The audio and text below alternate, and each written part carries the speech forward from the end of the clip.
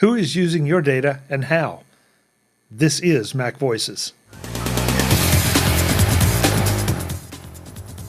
Today's edition of MacVoices is supported by the MacVoices Dispatch, our weekly newsletter that keeps you up with everything MacVoices is doing. From our published episodes to Chuck's other appearances to special events and more, subscribe at macvoices.com/newsletter and stay fully informed so you don't miss a thing. Welcome to MacVoices.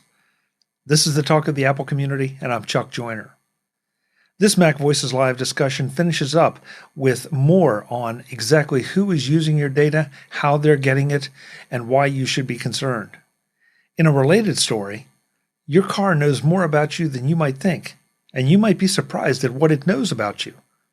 Let's go back and let the panel do the talking. Well, this sort of, and Brian just sort of said it in our private chat, and I'm throwing it into the public chat as well. But this sort of bleeds into something that is a little bit old. We were distracted at the time by the Apple event. But Tesla allegedly tops Mozilla's list of creepiest car makers, but 25 brands failed basic data privacy tests. Yep. If you think you're safe in your car, folks, you better pay attention to this, because they are gathering all kinds of information on where you go, what you do. Even one of them claims that they are gathering information on your sex life. So, mic drop. No makeout sesh in the car anymore. You got to go to the theater. Oh my God. Okay, that's the mic drop right there. Yeah, completely kills the drive-in movie thing. I thought it was kind of funny that a couple of things out of that article was that they talked about Nissan being bad, but they also said that Renault was good. Mm-hmm. Renault and Nissan are in a partnership. It's fundamentally the same company. I thought that was interesting. So, and Toyota has 12 different privacy documents that they say the driver should be aware of, so that when a passenger gets in the car, they can inform them of their consent to privacy by simply getting in the car. It reminded me of when label execs were in front of Congress about licensing, back when the whole Napster thing was going down all those years ago, and the label executives, straight face, totally serious, said that the license that you're buying when you buy a CD, because you're not buying the music, you're buying a license to listen to the music, applies to only one location. So if you want to listen to your favorite Taylor Swift album at home and in the car, they wanted you to buy 2 albums. Absolute insanity. And we're seeing the same thing here. The expectations they're putting on the users is absolutely ridiculous. Yeah. If anybody's wondering why GM is making their own infotainment system, this is why. They want that control. They want that data. So this goes back to a discussion we've had several times, and it just keeps bubbling up, that these companies are making money that we don't know about. I'd love to know how it's being reported on the balance sheet, but they're making money out of our data and our behavior and what we do. And I'm partial. I'm being smart when I say this, but it makes me feel like I should be monetizing the data I get from MacVoices. I'm not going to. I'll tell you right now. That's not something I do, and I will not do. But it's just like, is this where the money is? I mean, can't they make enough money selling cars or is this just an extra revenue stream for them that they just can't resist to the detriment of their customers? I mean, technically, as a publicly held company, their loyalty is to making money to their shareholders. Ben, I agree with that, and I'm the one that's usually trumpeting that. But at some point, why isn't somebody taking a page out of Apple's playbook and saying, hey, we value our customers' privacy and we're going to do everything we can within reason to protect it? Or, well, because right now the customer base isn't rejecting this. but how can you? Exactly. I mean, you can buy an old beat up car. I mean, my Hyundai is not going to be spying on me with its aftermarket Pioneer stereo. Well, that's what you think. How do you know? Yeah, And- but yeah, go ahead. Well, just I'm not slandering Pioneer. So, but since you used a brand name, but how do you know that whatever that brand name is, isn't doing something to generate information back to them? Go ahead, Webb. Well, because it's not hooked up to the internet except from via CarPlay.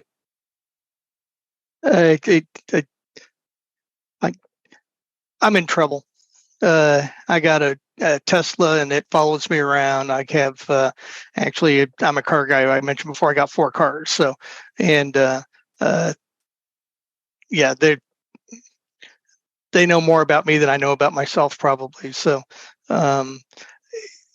the privacy thing, yeah, I understand it. And of course, Apple has user privacy as part of their corporate doctrine that you wish other people did.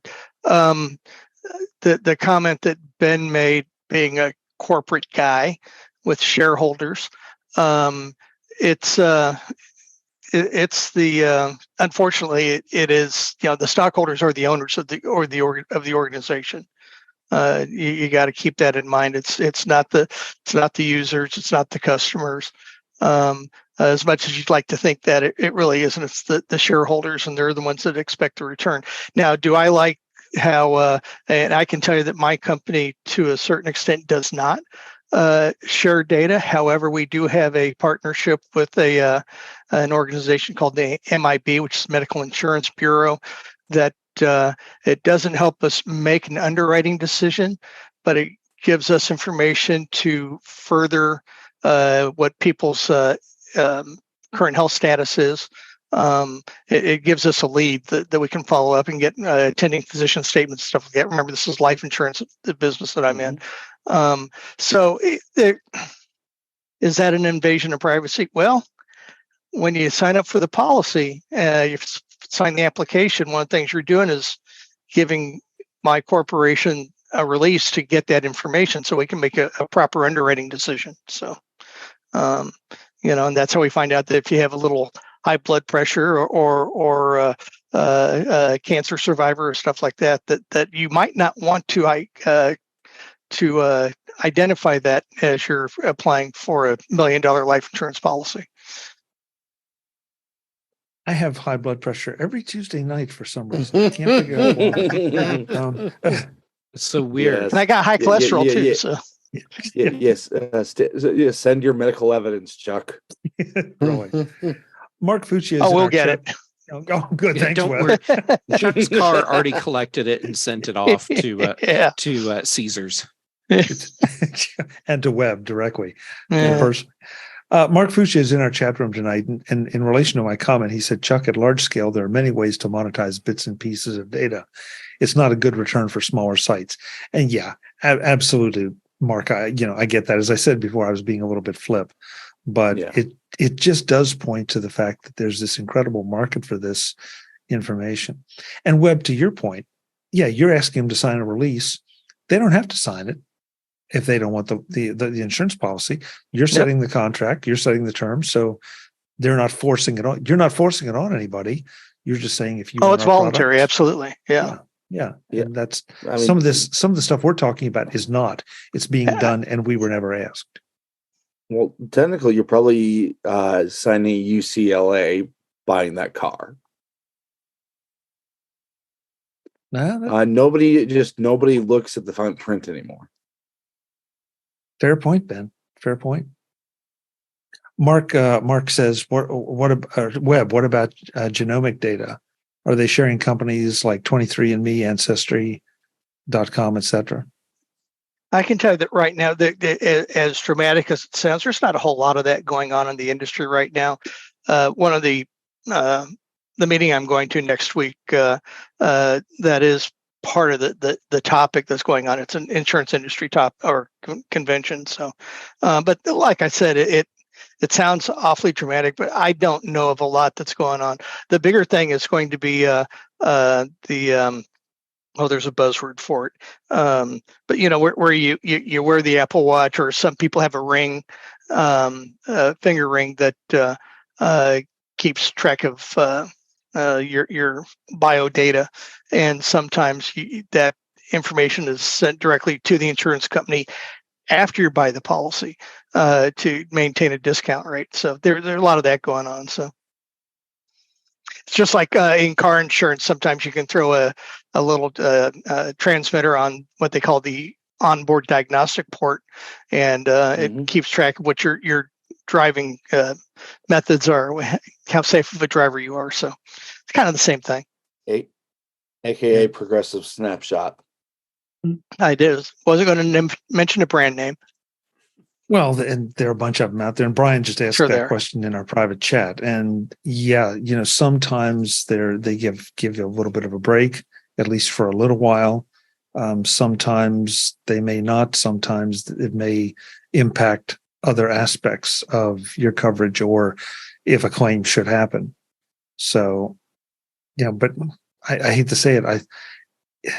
Part of me says, if you're not doing that, why not, and take advantage of it and save the money, because you're being tracked anyway.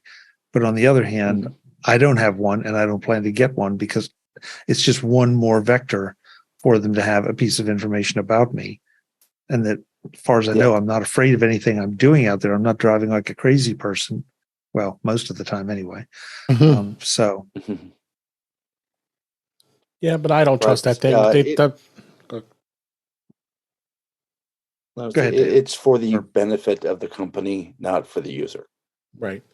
That's exactly what I was going to say. I've had my insurance company offer that many times.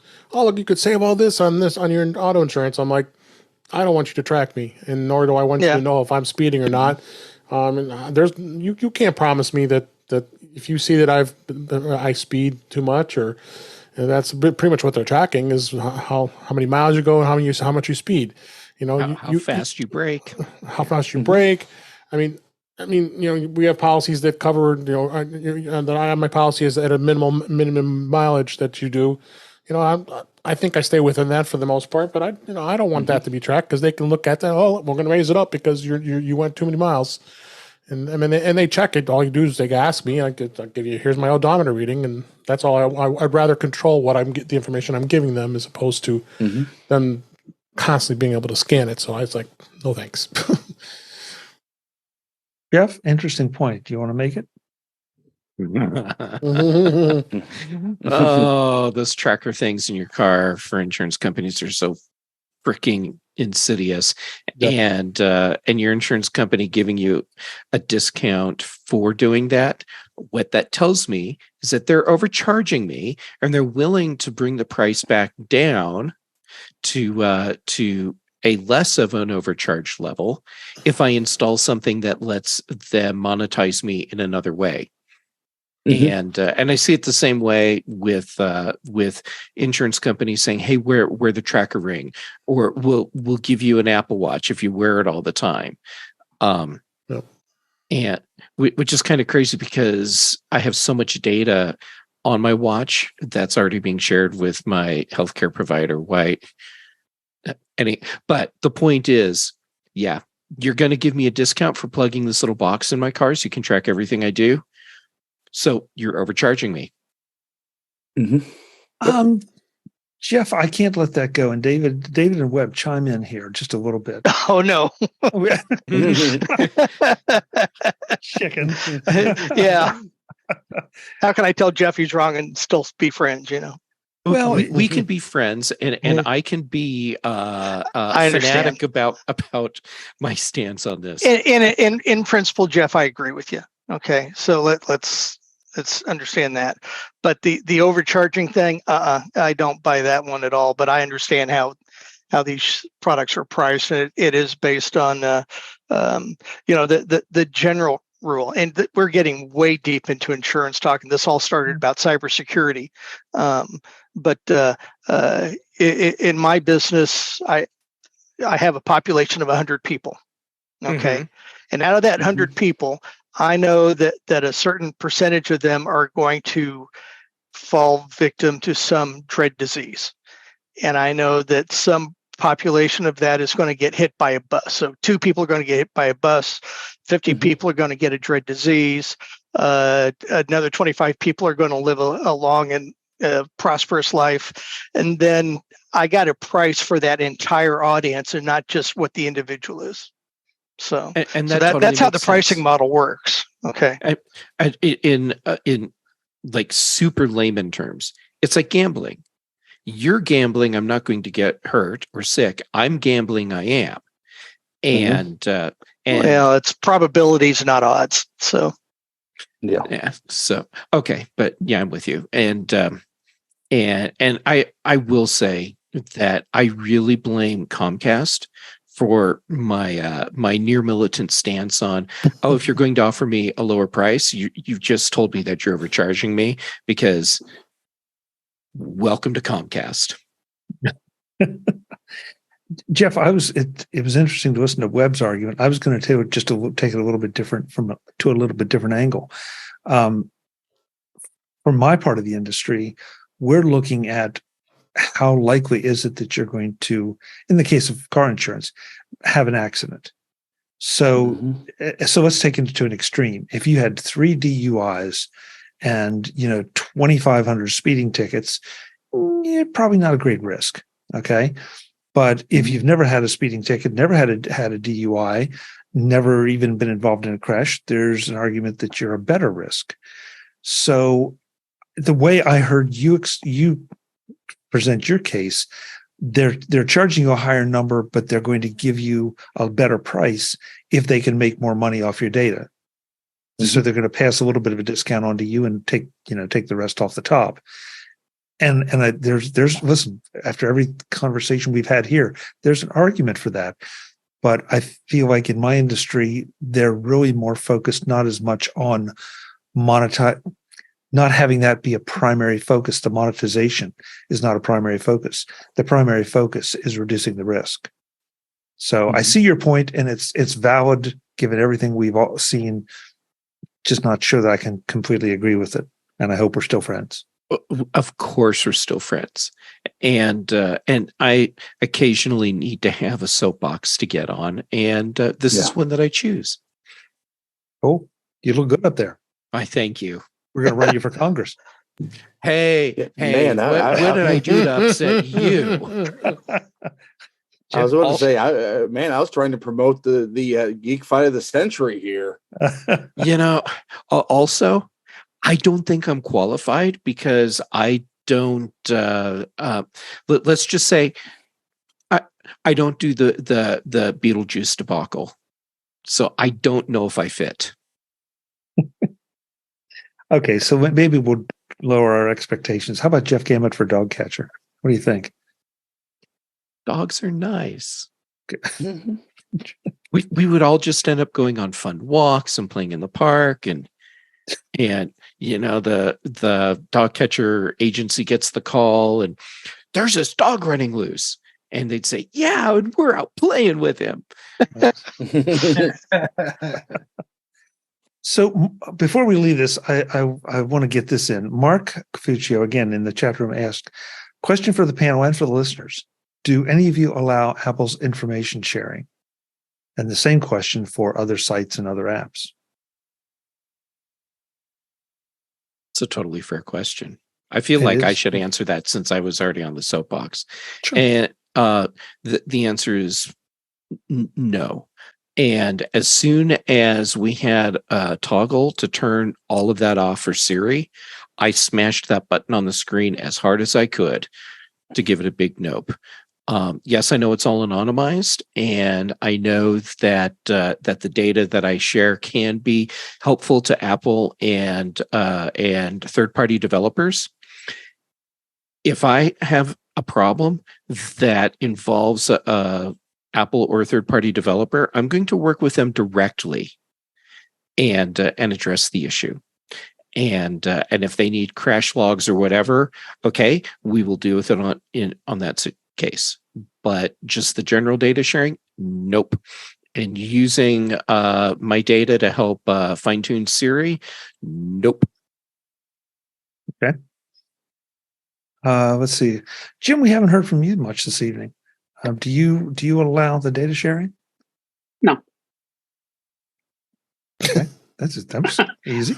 I don't know. Didn't put a lot of thought into it. Just no. Ben? I do, but now that I know a developer doesn't do it, I'm turning that off. Gee, who's the developer? Oh, yeah, right. Sorry. Yeah. Because literally the only reason I had any of it on was to share with developers. Web? Yeah, for the most part, I don't. When it comes up on my app, normally I will allow them to do what they need to do when I'm using the app, but not generally speaking. I do that a lot. Okay, there's a privacy concern. I also agree that sometimes they don't have nefarious motives. They're trying to make their app better. Okay. One of the things that came up today was Tesla and their autopilot connection, their autopilot system, or their full self-driving mode. And my car has it. I paid for that option. And I guess there are two things. First of all, I share that data because I need that autopilot system to do better, to get better at it. On the other hand, I don't trust the autopilot. I don't use it hardly ever. I'll use it when I'm on the highway, but I don't use it when I'm in the city, even though they say that I can. It just doesn't drive the way I like to drive. It doesn't track the lanes the way I like to track the lanes, for example. For the most part, I try to restrict the data sharing, but that doesn't mean I just automatically turn it off. So, and I also think that, like I said, and I think Ben, you're trying to say the same thing for the app developers. If it helps make the app better, yeah, that's fine. Okay. The problem is that how do we know? We don't have a way to track that, and that's the disappointing thing. We can sit here and say, but Apple's such a great company, we will share all of our data with Apple. Yeah. At the end of the day, Apple is a corporation, and the Mac users is a user community, and they're really two different things. So, yeah, and quite frankly, the current leadership, it's their policy not to monetize that data. Who's to say the next CEO won't? Sounds like an argument we have somewhere around every presidential election. That is not a political statement. It's just the fact that regimes change, administrations change, and they can be diametrically opposed, and it can shift overnight. Brian, do you share? Not too often. Similarly, I think to web, once in a while, an app might ask, you need to have it on in order for the app to function properly. But I use it for, just for while I'm using the app. I'm thinking like picking up food or food delivery or something of that nature. They need to know where you're at type thing. But then only during that time period. Okay. Can I ask another question along these same lines? So now we're getting the deals on web pages about cookies. And do we accept cookies or not? So can we modify the question to also include that dynamic as well? Sure. Because I think Mark sort of alluded to that as well, but we kind of got hung up on just the one. But I know I try to reject all the cookies I can, but it seems like they still find their way in, and so I know. Let's see. I forget which of the malware services I have that, every time I close down the browser, it'll say, we've removed 200 cookies, or tracking cookies. It's like, oh my God, how many Does everybody use a tracking cookie? Apparently so. Well, Apparently, cookie doesn't mean tracking cookie. What can I- mean? I- There's a lot of uses for cookies that are Yeah, I don't. I do not nefarious. reject. I do not reject cookies. A lot of in most cases, if you reject cookies, then that website won't work. Fair. That's a good point. The cookies that I reject, Chuck, are all the ones that that relate to collecting and sharing data with other companies, ad tracking, that kind of stuff. The core functionality cookies that are necessary for the website to allow you to interact. Those cookies I allow. But other cookies, I try and block as many of those as I can. Eric? I've got a couple of test machines I use that I let send data back because there's nothing on it, other than launching just basic testing. But work machines, we try to turn that off because there's a chance that data will get sent that someone's working on that's not allowed to go off to some random location. So we have to say no. Okay. David, last but not least. Yeah, it all depends. I mean, if it's a developer I really like and I think I feel I could trust, I would go ahead and open it up. But for the most part, like I don't allow if any tracking apps. When you get the prompt each time you load an app for the first time, I don't ever allow it.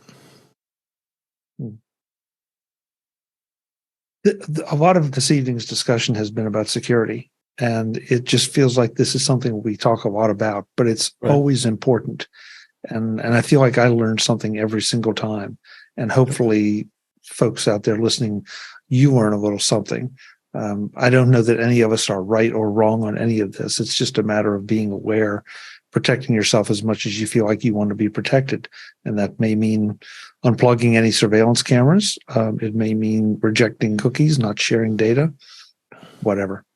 But it's important stuff because it seems like that more and more we are being sold as the product to somebody else without even knowing it. Yep. Let's go around the table, let folks know where they can find everyone, and then we'll get out of here. And I'm going to change it up this time around. So I'm going to start with Mr. David Ginsburg. David, thanks so much for being here and for sharing your insight. Where can folks find you? Yeah, thanks for having me. You can find me at InTouchWithIOS at InTouchWithIOS.com. YouTube channel is youtube.com/InTouchWithIOS. I'm on the Mac Show on the British Tech Network on Fridays. Also on Mastodon at DaveG65 and pretty much all social media. So you can find me pretty much anywhere. Thanks. Thank you. Thank you. Eric Bolden, thank you for coming in out of the woods. You're allowed, once you sign off here, to go get some sleep tonight before you start your next round of updates. Where can folks find you? I can be found on Mastodon at EA Bolden at techhub.social. Excellent. Thank you, sir. Brian Flanigan-Arthurs, thank you so much for being here, you and your tie. Where can folks connect with you? It's so great to be here. Thank you for having me. A few places you can find me, and my tie as well. You can find me at several social media areas as Brian8944, Blue Sky, X, Spoutable, and of course Mastodon is Brian8944 at mastodon.cloud. Thank you, Brian. Thank you. Thank you for having me. Then Roethig, where can folks connect with you and get more of whatever it is that you offer? Well, you can find me on the absolute plentitude of social medias. Thank God there's a lot of synonyms of, you know what I mean, of that word. You can find my writing, and I do have some brand new stuff out at Roethig.tech. On Thursday nights, you can find me on Mr. David Ginsburg's In Touch with iOS. On Thursday and Friday, you can find me on the British Tech Network with interim host, Mr. Jeff Gamet. And of course, every Tuesday night, you can find me here. Great. Thank you, Ben. Thank you. Checking in from orbit, Jim Ray, thank you for being here. Where can folks connect with you? You can find me at provue.com, PROVUE, and on Mastodon at provuejim at techhub.social. I don't know how some of you have time to be on all the different social networks, and Mastodon keeps me plenty busy. I have no time left over to do anything other than glance at any of the others. Well, we don't. It takes about 20 minutes to do social media anymore. Yeah, unfortunately. Well, Bixby, thank you for being here, especially after you got your video oriented correctly so that we didn't feel like we were in the mirror universe. Where can folks connect with you? Now you can hear me. Okay. Let's see. I got this list of all my social networks, and I've always talked about the one that we won't talk about that one tonight. Today, I'm going to say that you can find me at WebBixby at Blue Sky.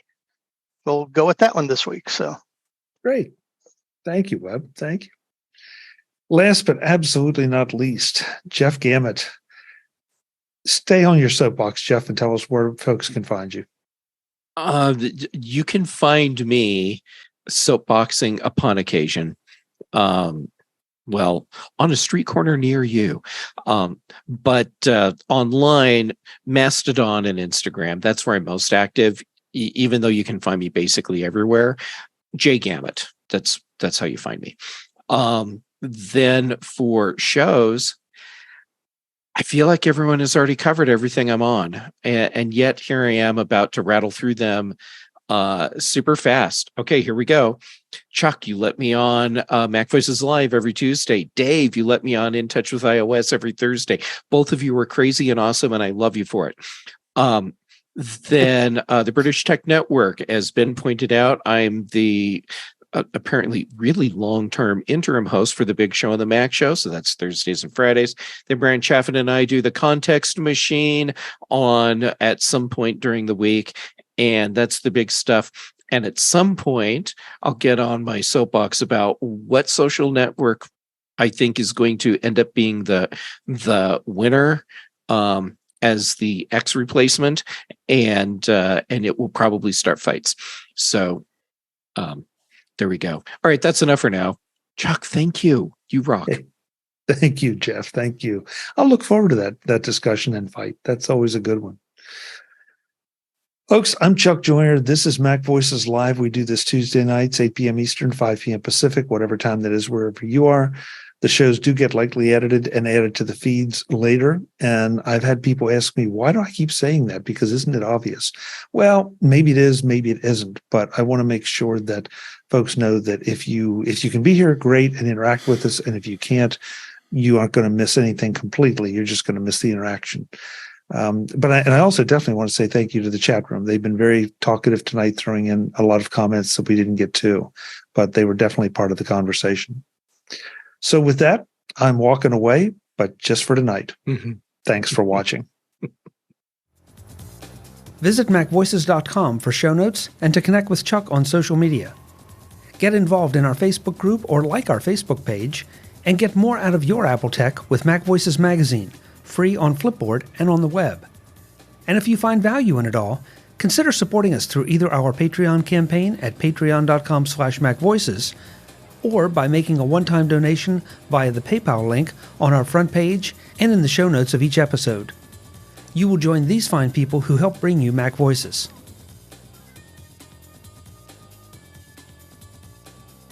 Advertising handled by Backbeat Media at backbeatmedia.com. Bandwidth provided by CacheFly at cachefly.com.